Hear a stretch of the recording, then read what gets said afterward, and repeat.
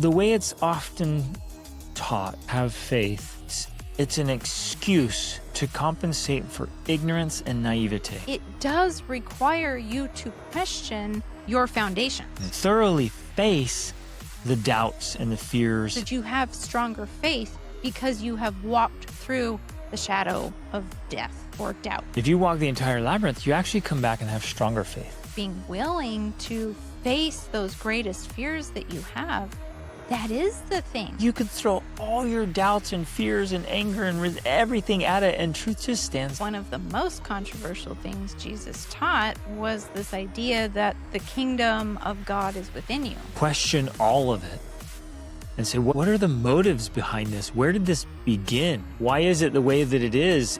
Ladies and gentlemen, welcome to the Extraordinary Family Life Podcast. We're your hosts, Greg and Rachel Denning, and today we are going to try to be controversial and we're going to try to be. We're going to try to be. No, we will be. And probably ruffle some feathers and fire some shots at your sacred cows. And we like killing cows. We've got to challenge the narratives we're buying into and perpetuating and the things we've just accepted. Now, the interesting irony, we did this, we still do it, and so many people do it. They come along. Well, actually, some people really want to fit in. They want to just give me the rules, tell me what to do, and I'll do it. We hear that a lot. Just tell me exactly what to do, and I'll do it. They just want to follow the rules. And there's nothing inherently wrong with that, as long as you have good rules to follow. But it's easy to get manipulated and controlled that way. And then there's others like, yes, freedom, no, I won't conform. And they fight for their independence, but then they're total conformist to other things, maybe their mother. So the guy, fights against all kinds of, he's like tyranny. The epitome of civil disobedience, but his mother says to do something, and that's the gospel law. And he does it whether it's a good idea or not, as just an example. But I think our invitation today is challenge all of it and stop conforming to structures, organizations, rules, systems, anything that doesn't serve you. What we're not saying, and this is so important, please hear this, because I don't want this to be misunderstood. We are not saying throw out all tradition and all rules and all guidelines. We're not saying that, because some of them are so good and it's what keeps society functioning. Society functions because there are rules and guidelines and traditions, and some traditions are so beautiful, so beautiful. That's one of the reasons we love to travel the world, is we go see the traditions in each country, in each place and culture. It's like, this is beautiful. And some of them are ancient, but then some of them are really dumb, and you're like, really? Why are they still doing that? And then you stop and say, well, wait, why am I still doing what I do? And we pick up and inherit these things, whether it's from family or community or, man, from our high school experience. I mean, how many traditions do we pick up in the public school system that you just keep perpetuating? And you do it in sports and politics and religion. It's just everywhere. So today, my message is I want you to intentionally, with wisdom, question all of it and say, what are the motives behind this? Where did this begin? Why is it the way that it is? And am I blindly seeing things? So this is particularly true with church. Is the church is doing certain things and it has their traditions, and people want to conform because they want to be good. They want to be righteous. They want to be spiritual. They want to be close to God. They want to do the right thing. And so they conform because they believe their church is the church, right? That it's the way. And so the danger there is we start kind of narrowing the lens with which we're even reading from the scriptures. Because you go, it's confirmation bias. You go looking in the scriptures for confirmation of what you already believe. Yeah, what you already believe, what's happening in your church. And so you go look, there it is. And you skip over verses or entire chapters, massive sections that are actually teaching the opposite. Right there in the scripture, teaching the opposite of what your church is teaching, but you're like, oh, I'm going to go along with my church. And I think that's an excellent example. And I don't know if we start there, we'll come back to it. But what Jesus taught, how he actually lived, was as a nonconformist, a contrarian, a rebel, against authority. He was a disruptor, and he fought adamantly against organized religion, against institutions, governments, like all of it. It's all there. And it's very evident and very clear. But then each in their church thinks, no. Like what he was teaching is what we teach in our church. Our church is the way. Anyways, I know I'm already firing shots at your sacred cows, but stick with us. Listen to this. Just kind of walk through this episode today to hear and kind of just wrap your head around this message. Well, and in some ways, we're not even sure what we're talking about. We're just literally exploring these ideas here, which we like out to loud do with each other. But for sure, I think when you do dig into it, specifically in this case, the scriptures more, I think one of the most controversial things Jesus taught was this idea that the kingdom of God is within you. Ultimately, that you are the source. You are connected to the source of truth, authority, power, which gives you independence, which gives you sovereignty. And ultimately, that is a quote unquote dangerous idea to institutions, whether that's a political institution, whether that's a religious institution. Like in many ways, all institutions and systems are challenged by that idea that the individual is the ultimate authority, especially when it comes to their own life. Well, their own salvation. And if we step back and say, hey, wait, is salvation a group experience or is it an individual experience? Mm-hmm. And I think everybody would say, well, salvation is personal. It's individual. You can replace salvation with lots of different words. That could be success. That could be health and well-being. That could be mental, emotional, spirituality. Because, it's the thing that you always love to talk about. The little joke that we like to have is that nobody can do your push-ups for you. Like if you want to get in shape, you're the only one that can eat the food and do the push-ups. But in some ways, and maybe this is kind of what you're talking about today and where you're going with this, in some ways, it's like we don't take that same principle and apply it to everything else in our life. Exactly. We think, I'll outsource my spirituality to church, or I'll outsource So as long as I go to church, then it's being taken care of for me. Yes. I'll outsource my education to the school. My kids' education. Well, even think about it. Your own education. You've outsourced it to the school. You went to school. Right, exactly. You graduated. You're done. Babe, I have my diploma and I have a degree. And so I went, I checked the boxes, I took the test. I done got my education. Right. That's because that type of thinking means you have outsourced your education and growth to an institution, to a system outside of you. And if you reword this of like, I don't know what you could replace kingdom of God that relates to education, like that's within you. Your growth and development is within you. And it's as though people do that and they graduate and then they stop learning. Like they spend the rest of their life. Yeah, I got my education. And have this aversion to like personal growth and development as though it's a swear word or a bad thing, right? Because I'm educated. I got educated. What else do I need? But it's like we have that about everything. And then you're right. We do it about our kids' education. We outsource that instead of teaching them that ultimately they are the source of their education. They are in charge of their education. Literally have to be autodidacts. Like an autodidact it's an individual is responsible for their own education. And that's true. Education is individual. Right. Because it's like that quote I love, it's lighting a fire, not filling a bucket. You can't have someone else filling your bucket and call that an education, call that religion, call that spirituality, call that like whatever it is, health and wellness. We can't be filling buckets here. We have to be lighting fires, and that fire is within.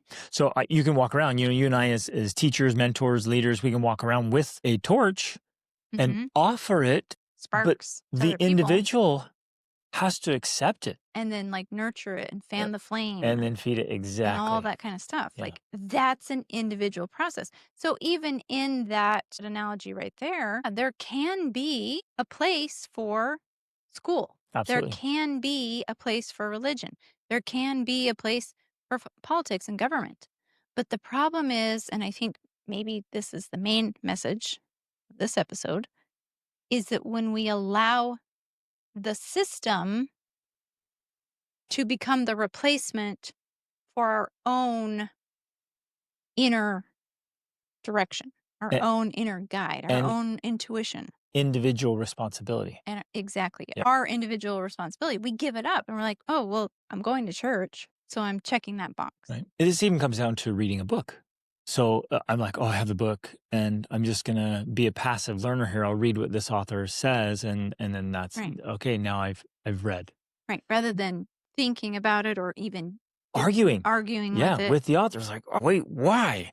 And let's push back. Let's test this. Were you right? Were you wrong? What do other authors think about you? Why did you think this way? And if I get my own experience, I'm going to push against this. Real learning, real growth, real spirituality, real health all has a big price tag on it.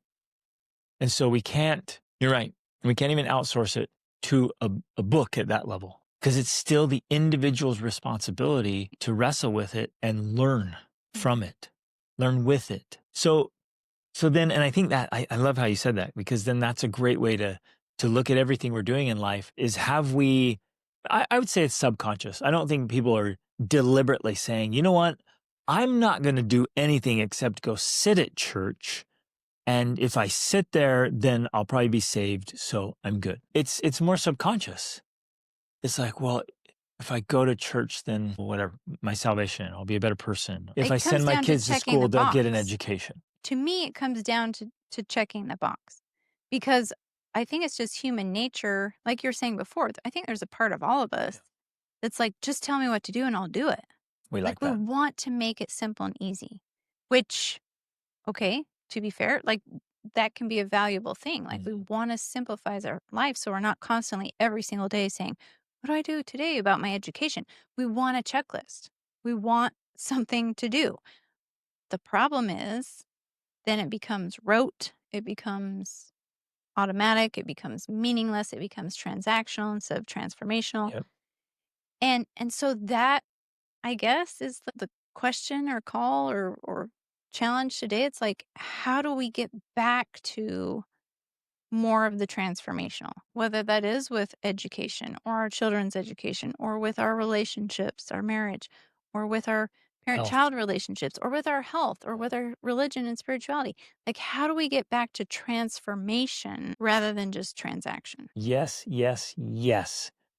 Because I guess at the core of all of this, if we're not very deliberate and intentional about each aspect of our life, then it becomes thoughtless, mindless, empty, automated, right? So it becomes subconscious and we're doing it. And here's how you can all test this. So even if everyone's listening, so and you're skeptical, you're like, ooh, you Dennings, what are you saying? What is this dangerous, heretical talking? It's easy to test. So even as you're listening to us, don't do the same thing. Don't just take our word for it. Don't just sit here and listen like, okay, the Dennings are telling me what to do and I'll do it. Like, don't do that. Like chew on it and try to disprove it and then try to prove it.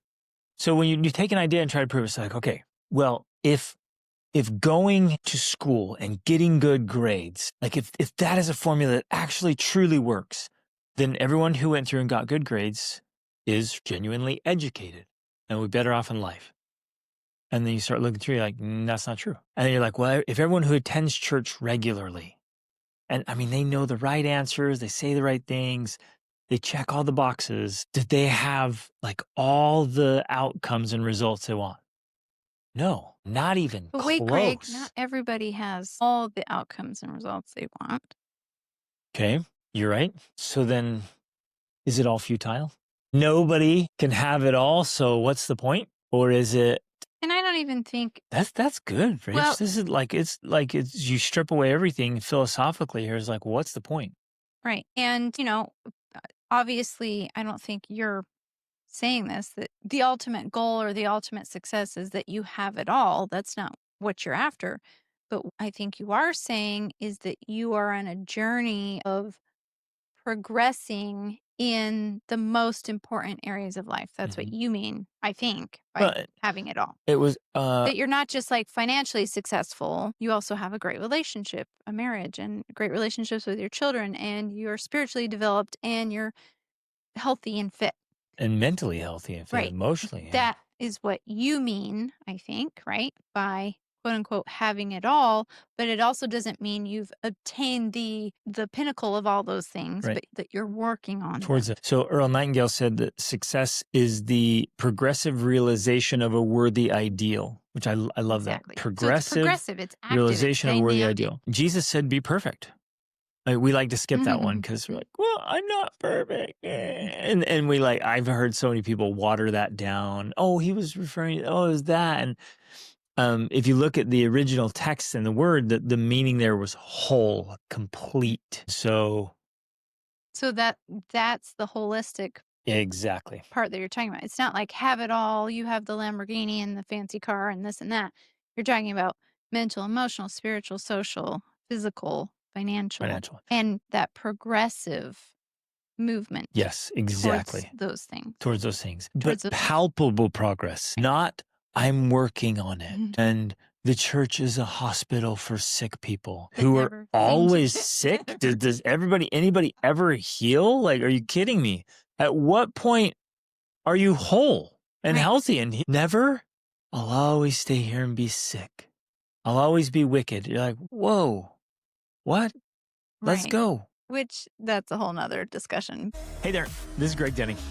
We want to reach as many people as possible and help as many families as possible with these conversations. And we want to keep this podcast ad-free forever. You can help us do that by subscribing on Spotify or Apple Podcasts or wherever you listen, your favorite platform, and on YouTube. And leave a quick review and share your favorite episodes with friends and family. It makes a big difference. Thank you for being a part of this very important movement. Yeah, but there should be, in my mind, there should be progress. Like if you are pursuing a worthy ideal, whether that's at church or in your education or with your finances or in your marriage, there should be palpable progress. Yep. Or else, the way I think, something's wrong. You're not doing something right. So if progress is not occurring, something's off. And for me, that is one of my major challenges with religion in general. Some, not necessarily all religions, some religions in general, some Christian religions, but Public education being one of those religions. even that public education is modern medicine, like the whole medical field in the U.S. Like it's cure a religion. cancer. Like how long are we going to do this for? Like it's literally become a business. Oh my goodness. It's become a business. And so the palpable progress is not there. And same in religion. If there's not this progress that's being made, something's off because we should be making progress, not just maintaining the status quo. Exactly. By checking the transactional boxes. So again, listener, test this, disprove it, and then prove it, and then disprove it, and then prove it. Look at it, say, hey, if I check all the boxes, look around. The people who are checking the boxes, are they making palpable progress? And you'll see that the vast majority of the time, no. Now, is there a benefit? Yes. Rachel and I talk about that all the time. It's like, should we get rid of public school? No way. No way. Because the masses need a place to go. Because that is better than nothing. For it in society as a whole. Yes. Should we get rid of with religion? Modern medicine? No. Should we get rid of churches? No way. No way. Like they all serve a purpose. But I guess we're talking today to a group of classadelic bohemian erudites, meaning people who want to question the status quo, who are tired of checking the boxes and who are looking around, but maybe afraid to speak up or step back and be like, wait a minute. Is everybody just drinking the Kool-Aid here? Like, what's going on? Why aren't we getting far, far better results? Right. Why do we keep hearing the same messages? Why does this always seem like an echo chamber? And wait a minute. And every once in a while, you're reading along and you're like, wait, Jesus said that? That's not what I've been taught my whole life. Or you do a deep dive into education and you start really, wait, what? The school Isn't this system mass was destruction? full of crap. Mass instruction, vaccinations. I'm so excited about this. More and more research is being done. Like people are really pushing back now. Well, it's being revealed. The Revealed, yeah. research has been done. COVID was a catalyst for everyone to start, well, not everyone, but for real thinkers, for nonconformists to start saying, hey, wait a minute. What? What's going on here? Like they're pushing, this is all money trail. Now they're even pushing harder on traditional vaccinations that everyone just kind of accepted the narrative. And they're going like, whoa, whoa, whoa, whoa, whoa. All of this crap is just a money trail. In fact, I saw somebody yesterday saying the same thing about veterinary medicine. You know, take your healthy animals for a regular vet checkup. And then they're just giving all this crap. It's like, this is such a business scheme. Sound like a conspiracy theorist, Greg. Then you discover that they're just conspiracies. Yeah. Well, yeah. One of the memes I saw recently that is accurate is that if you're over the age of 35, you have had fewer vaccines in your entire life than a 6-month-old baby is required to have because today. They keep pushing more and more and more and more and more without evidence, without need, without the science behind it.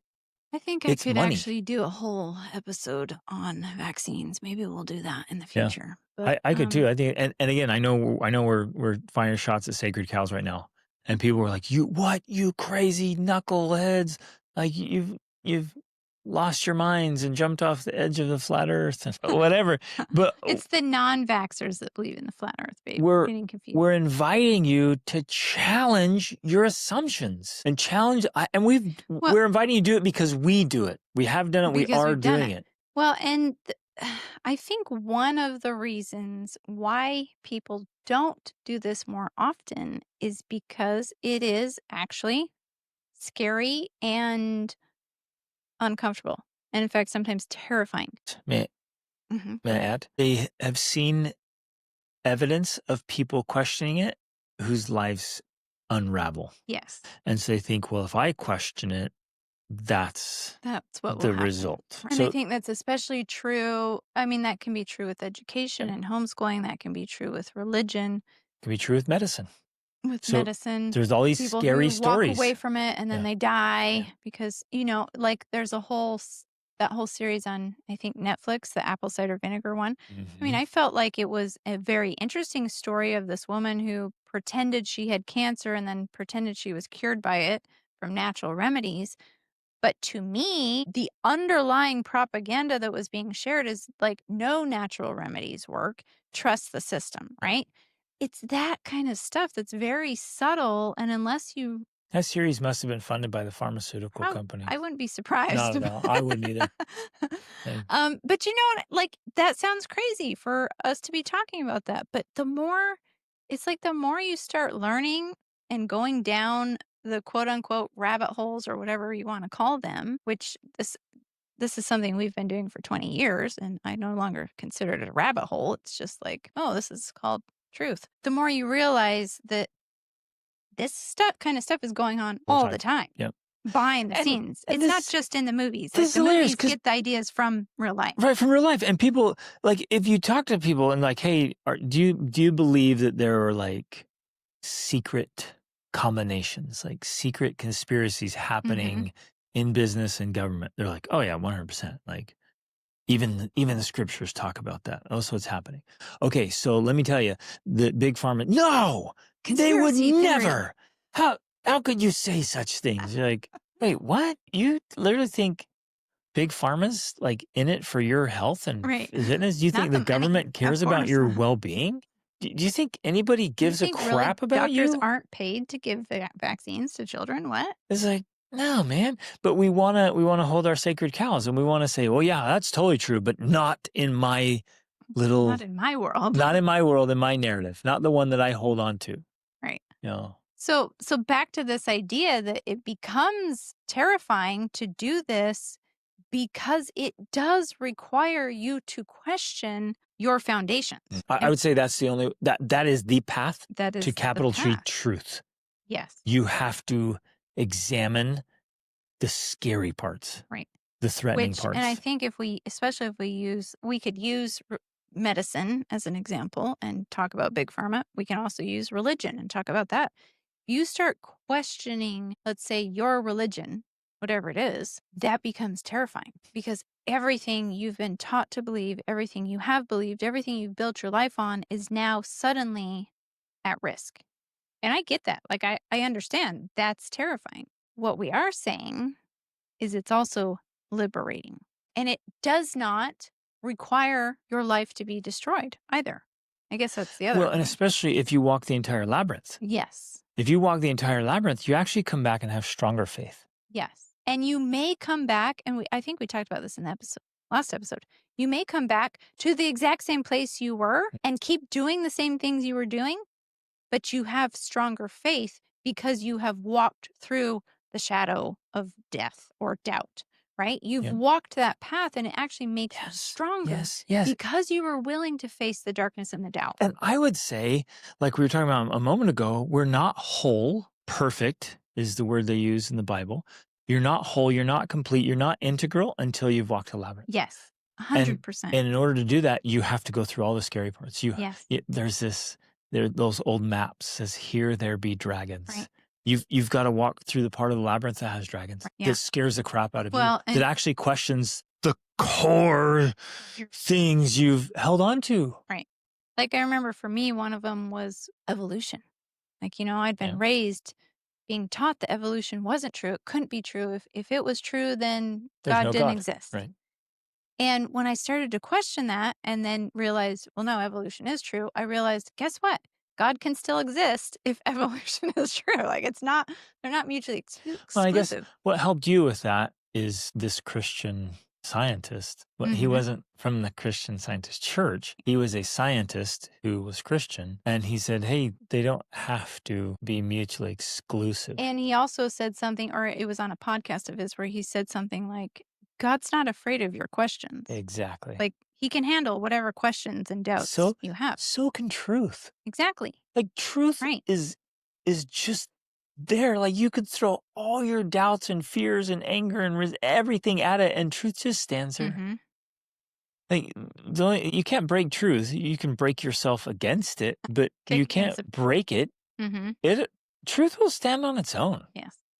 So another thing that came to my mind is one of the things Jordan Peterson likes to say is that, and again, this is a legend, but I think it teaches principles. Like supposedly in the search for the Holy Grail, like King Arthur and the knights, when they went out to go search for the actual Grail, which represents whatever, a worthy ideal, a noble pursuit, that they each looked at the forest and at the place that was the darkest and most frightening to them, that's where they began their search. That's where they started. So they looked at what was frightening to them. They looked at what was terrifying. To each one individually. Yep. And decided to pursue that in order to find the Holy Grail, to find that ideal. So going back to this idea of walking the labyrinth and being willing to face those greatest fears that you have, that is the thing. And I love how you connected it to being perfect or whole. That is the thing that develops you and makes you more whole, helps you to walk that labyrinth. You and I have talked about this many times that we've met people, around the world and in religion that are good people. They really are. But yet, as we've talked about it, we've said they're good, but there's something missing. And ultimately, what we realized was a lack of whole development. Exactly. A lack of walking that full labyrinth and going to all the scary places and all the scary doubts and all the they never went there. And so that is all like, it's like missing. Right. It's like a map that's missing. Yeah. Here there be dragons. Like exactly. They don't know what's over there. Because they won't even walk to the edge. Yeah. They've only developed in this one part, this one area. And so while they are good, quote unquote, we've also talked about that in reality, they're not really good because, as Jordan Peterson also says, you can't be, well, he uses it in relation to being a dangerous man, but I think the principle carries over. You can't really be a dangerous man unless you're actually capable of violence and choose instead to sheathe your sword and not use it. But you know That's what how to makes use you it. good. But you know how to use the sword. Isn't the same true with education? You're not truly Or educated religion. and you're not truly spiritual or religious unless you can thoroughly face the doubts and the fears The and hard questions. the hard questions and trying to disprove what you believe. Like to understand a subject, you need to read those in favor and those against, and then have your own internal wrestle and dialogue, and then talk with others who are in favor and who are against. That's the educational piece. But most of us are like, well, no, I'm just That's going to the read. development I'm going to piece. read those who are in favor, and I would never read those who are against. Right. And unfortunately, that's what's pushed or promoted, encouraged in many organizations and systems and institutions because they want to control the people, maybe. Right. And so we have to ask that question, like, Right. what's going on here? Why are What's we the not motive? interested as the organization as a whole in fully developing the people, in fully perfecting them As through that individuals. walk of the labyrinth as individuals, rather than encouraging them to not ask those hard questions, Yeah. to not pursue the difficult doctrines? Why are we doing that? What is the ultimate Because, Rachel, purpose? it's impossible to herd cats. That's true. And think about it, as an organization, you're like, the ideal outcome, the aim should be to make every individual Autonomous. cats. We're going to call them cats Spiritual cats. spiritual cats, because they can't be controlled. They can't be true. manipulated. They can't be herded. They'll And they have do their mind about what what they're they will gonna do. Exactly. We just heard the other night. It was so fun that I guess It was on Mythbusters. They took some tried- professional like herding dogs and tried to herd 6 cats, I think it was, and they just couldn't do it. Yeah, just 6. The cats are like, we will not be herded. What if? And I think that was what Jesus was doing. He was here saying, to make no, sense. be a cat, be a spiritual cat in this, metaphor. Like, be a nonconformist. Like, Because the kingdom be of God is different, within you. Your Get to connection decide. to God. And if you look at what he taught and what he did, like, he was not going to conform. He was always pushing the buttons. Oh, of he the loved it. He's like, let's conformist. go. Who are the most conformists? It's the Sadducees, the Pharisees, the Sanhedrin. Let's go push those guys' buttons. Let's do the Like, things they hate. He loved it. Oh man, he loved it. And it was so awesome. You're like, well, I'm okay. If I'm genuinely trying to be more like Jesus, I have to resist authority, conformity, institutions, governments, organizations. Now, is it resisting just for the sake of resisting? No. It has to be thoughtful, it has to be purposeful. And sometimes very often you'll find rules and traditions and institutions like, oh, this is really good. This is helpful. It should Right. stay in place. That's walking the labyrinth, I think, where you come back to it and you realize this makes complete sense. I see why this is a rule in society or a rule in religion. It makes sense. Yeah. But and yes, I know some people are going to say, well, that's about having faith, like having faith and trusting that others know. Okay, I get that. Maybe, but And you most don't of the have time, to make all the mistakes yourselves. And you know what I'm saying? Like, yes, 100%. But in some ways, I think that's why we have an imagination so that we can at least mentally go there and learn the lessons and make that our own belief or rule, as opposed to just always taking it by faith Right. from everyone else. And 'Cause- some 'cause people, have that's their faith. gift.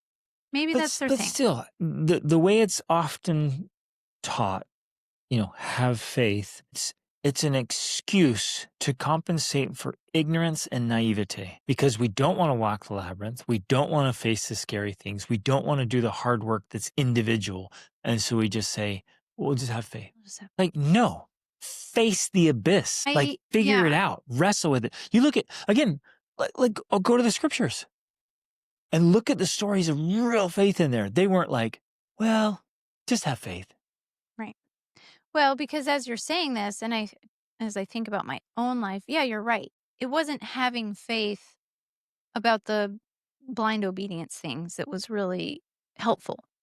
It was when I was willing to ask the hard questions and come up against things that are terrifying and then still not being able to find an answer, that's, I think, when faith really counts because you're like, wow, here I am at this abyss. I'm at the edge, and you want me to step off, right? It's like Peter walking on water, right? Mhm. You want me to get out of this boat and step into the water? Well, he wanted to. He did. That's what's But amazing. some of us, we're not like Peter and we don't want to. We're like, oh, no, I'll stay in the boat, please. Thank you. you know, that to me is when the faith really counts. When it's like God is calling you to do things that doesn't make To get sense. out of the boat. And To get out of the boat. all the religious were sitting in the boat and saying, no, I'm just going to have faith. Right. It's good. I have faith Right. that I could. Like, Yeah. no. He's not saying you can sit in the boat and exercise your faith. Right. The You have exercise to of faith is to get your butt out get of the boat. out. Yeah. And that to me is when it's most challenging and requires the most faith because as we think about going back to the kingdom of God is within me, ultimately that is the guide I need to be developing, that connection, that individual connection. And if it tells me to do something that seems contrary to religion, contrary to conformity, contrary to status quo, contrary to whatever, that's scary ground because now you're the heretic, now you're the apostate, now you're the blasphemer, now Mm. you're the whatever. There is a real danger in that because if I'm uneducated, uninformed, undisciplined, I am following the indulgences of my body, and then I'm like, I just feel like I should do things different. Then I'm just gonna respond to the lusts and desires of the body. And that's going to lead to destruction, which is clearly evident. I think, okay, this is a really, really important part. When you start questioning convention, you have to do it with such a thorough search. You have to read the greatest thinkers and teachers and leaders of all time. And then you find even like Will and Ariel Durant, who were full-on humanists, who called people were just trousered apes. But they, in studying history, they wrote The Story of Civilization. They realized that just going off your whims for sexual desire is an absolute recipe for destruction, not in lives and families, but societies. Entire civilizations will collapse if we just run after our sexual desires. So then when you're sitting there, I should question the rules of my religion or society. Chastity and purity. You know what? I'm going to question this. So I'm just going to go out and have sex ravenously. You idiot. All you had to do is read a book to realize that won't work or look around. Like you got to open your eyes before you just run off the edge. Right. Like, I don't believe in this gravity crap. And so you run off the cliff and you're like, shoot, I should have read about this or noticed other people that fell off the cliff before me. You get what I'm saying? Of course. So like people are like, well, I'm going to try drugs and alcohol. I'm going all out. I'm going to be a nonconformist. Right. Like, dummy, that test has already been taken. Well, and that's why, no, you're 100% right. And that's why I like the idea that we have imaginations and we have access to books and history and like all these other things. Like we can learn by learning from others. For me, that's one of the reasons why I'll watch movies that are inappropriate or whatever, because it's helping me see, oh, this is what happens if you live that life. You know what I'm saying? It's another learning To be tool. clear, you're not watching some trash hole movie. Yeah, I'm not watching You're watching a movie that has a great moral lesson, but includes realities of the dark side of life. Right, So exactly. it has a good thing. It's like there's books and movies and songs, whatever, that are bent or broken and they're just evil and the intent is evil. Then what you're talking about is like these ones that it's dark, it's hard, it addresses issues that are challenging and you face things that are disturbing. Yes. That's why you watch them, because like, okay, instead of experiencing this. Right. Like I don't have to go out and do it myself. I can watch. Oh, here's what happens when a person chooses this lifestyle and this is the outcome. That's the point of books like the classics, right? Exactly. You know, we're going through the classics list with our children and a lot of these books are just downright depressing. End miserably because that's reality. That's the point. Yeah. Like these writers were trying to teach us, here is what happens. My concern, And they make you cry and weep and hurt while you read and them. and get disturbed. Yeah. My concern is for the people who aren't even willing to read the books. Because Well, they're just depressing, babe, and they're and disturbing. they're inappropriate. Like, you teach a class for teens, and in the class, you guys read books and discuss them. And we've literally had parents messaging us saying, "Why are you having my child read this book?" That happened to be a World War II book Right. of It was a a book about World War survivor II, out of and she was almost Auschwitz. raped and like all the Well, almost raped. Wasn't even raped. But she says this is what happened. She's just Right. telling her story, and they're like, "Oh, this is inappropriate. I don't want my kid to read this." You're like, "This actually happened. This happened to a teenager, right? Your child's age. It happened to them. It's better for them to read about it Than to than it experience is it to actually because of experience their it. naivete." Yes. Yes, and So their this ignorance. is one of the things, as we're bringing this up, that I'm talking about with being willing to walk the labyrinth. Yeah. Walking the labyrinth doesn't mean actually doing it all yourself. You don't have to go out and get raped. You don't have to go out and do drugs. You don't have to go out and be a prostitute. But you can read about all of those things. You can watch movies about them, and it will still be uncomfortable for you, but it will help you to walk the labyrinth. And with faith and religion, you don't have to abandon your faith or your religion to walk the labyrinth and question it all. Yeah. Challenge and to it all. question all the aspects of your Yeah. religion. You can still do that and remain in your religion. And then find out, here's a perfect example. Because we, in our family, we love doing scholarly research on especially the Bible and religious studies. And you dive in deep and you realize some of these stories in the Bible that Well, I just want to add as you're doing that, because I want people to understand that also includes, like right now, our daughter Aaliyah, who's 18, and I've already read them, is reading the Upanishads, which is the Hindu they're scriptures. so good. She's read the Bhagavad Gita, which I've also read Excellent. both of them, and she's read the Dhammapada, and she just ordered the Tao Te Ching. We're still also reading all of those things. Yes, we're digging into the Bible, and we love And that. we should read all the religious texts We're of the also world. really reading other religious texts and other just all sorts of texts. Yes, all the time. So what happened is you dig into scholarship, and like in the Old Testament, they're like, yeah, that story never happened. It's a fictional story. But if you grew up in a religion that taught you that everything in the Bible is literal and every character was real and did exactly what was written there, all it takes is a little bit of understanding the Hebrew, understanding the ancient culture, understanding who the authors were, and all the unknowns, and then digging into history, realize that's not a real story.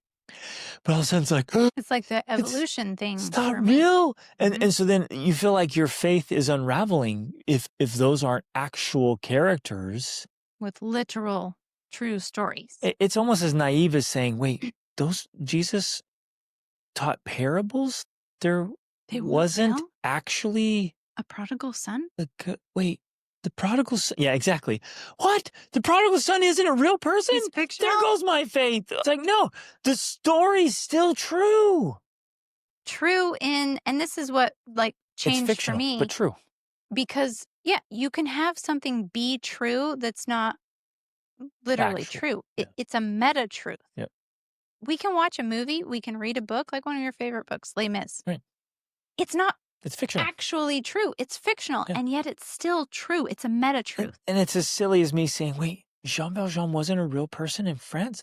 I can't believe this is a lie. This whole book is a lie. And now my favorite book gets thrown out because it's all a lie. Right. And yet that's one of the most true books I think ever written. Right. And is truer to life and the story of humanity than most all other books.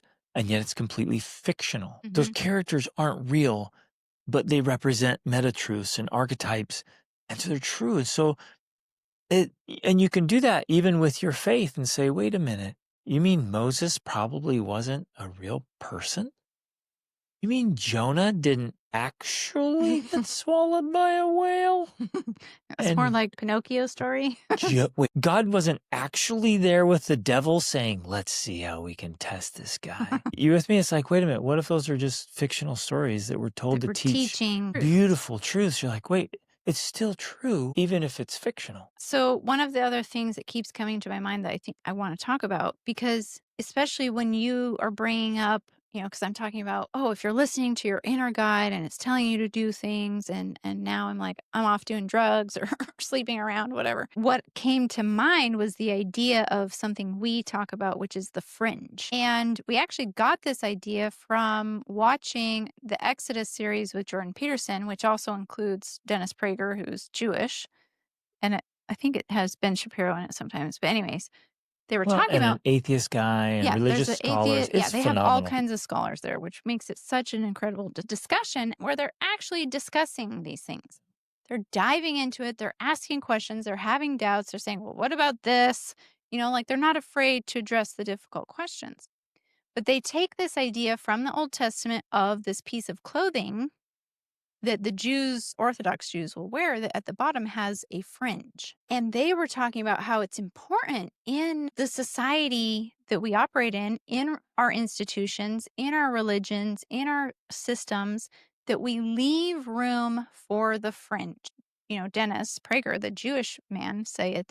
That's why we have the fringe on our garments. It reminds us that we need room for the fringe. And what the fringe represents, Well, I just look at the definition. Go yeah, ahead. well, read it So first. the actual definition, at least here, it says it's the border or outer edges Mhm. of an area or a group, Yeah. right? Not part of the mainstream, unconventional, Mhm. peripheral, or extreme. Yes. Yes. Okay. Exactly. I love that, and that's actually perfect. I like that. And even one of the traditions they would have is that, say, when they're harvesting the fields, they would always leave things at the fringe, at the edges. They would leave the grain, so that provided provision for the needy, the widows, the beggars, like people who are not within the mainstream of society. They had this fringe to help provide for them, right? So, one of the things that we talk about is that there needs to be room for the fringe, but there are also two different fringes. There's the lower fringe, and then there's the upper fringe. And so, it's almost like in society, the lower fringe is the people living unconventionally. They're living outside of the norm. They're not conforming, but they're also not thriving. Like they're suffering, they're poor. If you're outside of the economic fringe, you're poor. You're Well, living in poverty. and uneducated, You're and uneducated. it's You are living in it's the you don't have a living at family the support. basest Single levels. moms. Yeah, It's like that's the lower fringe in a way. that are just barely Yeah, surviving. barely getting by.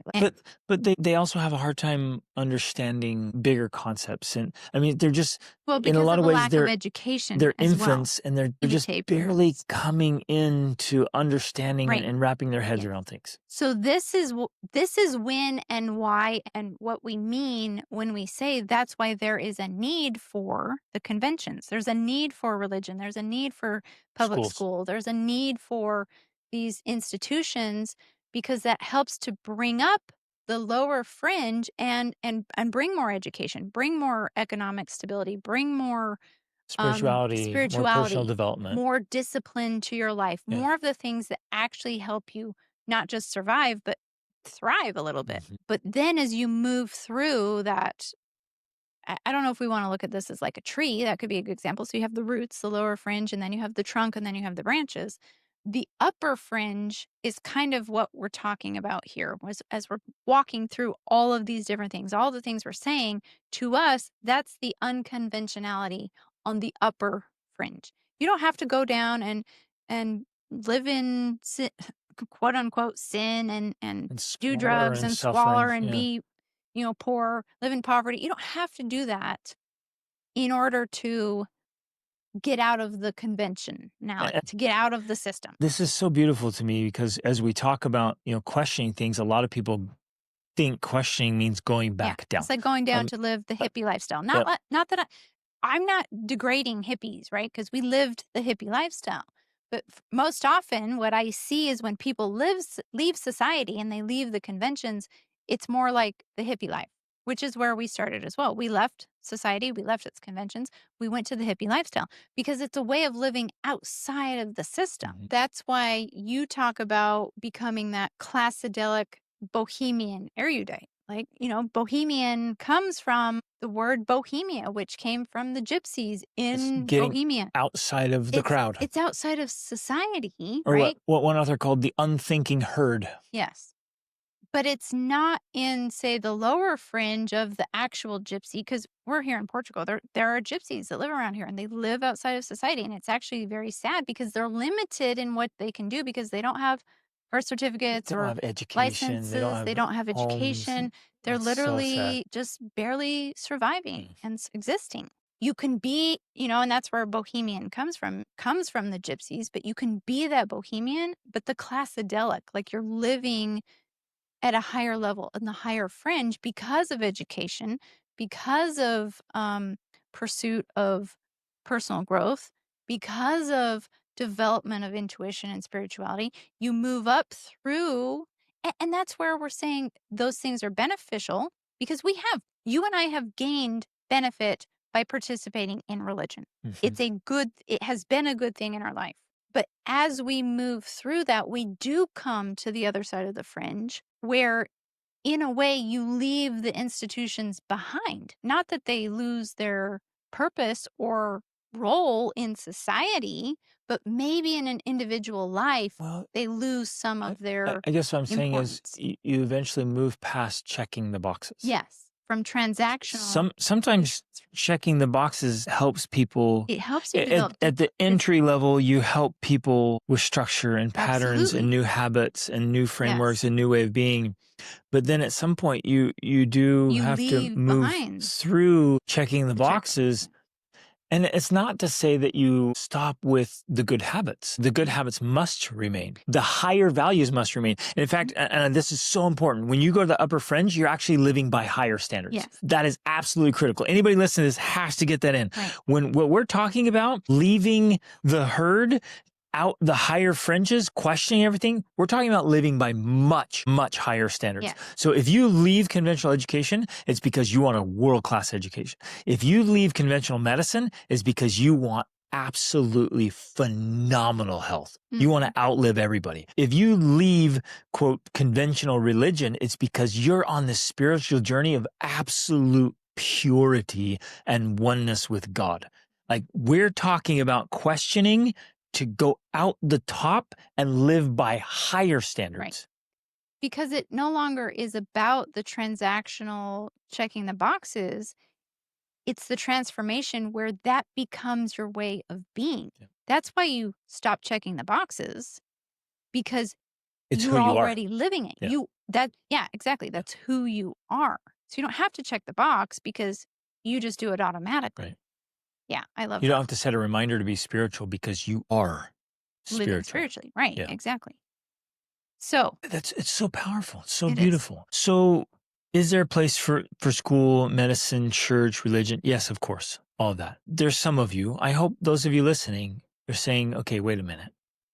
I want something better than what's offered in traditional school. I want something more. I want greater health than what's available in traditional medicine. I want deeper spirituality and faith, and even I'd say religion, which is the practice of your spirituality, than what's being offered as a basic serving sadly in most churches, where it's pretty weak, it's watered down, and it's sad. I know I'm shooting at sacred cows again here, but like, is your church really, truly like showing up?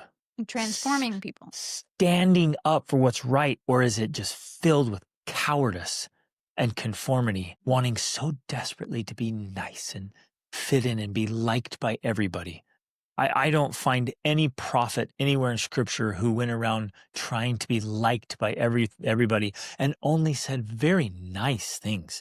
And all of his speech went through the PR department first and the HR department to make sure nobody would be offended. And then we just say it so nicely that, nope, we're not going to take a hard stand on any issue because I don't want to. What's the backlash? These prophets were calling them out, man. They were madmen.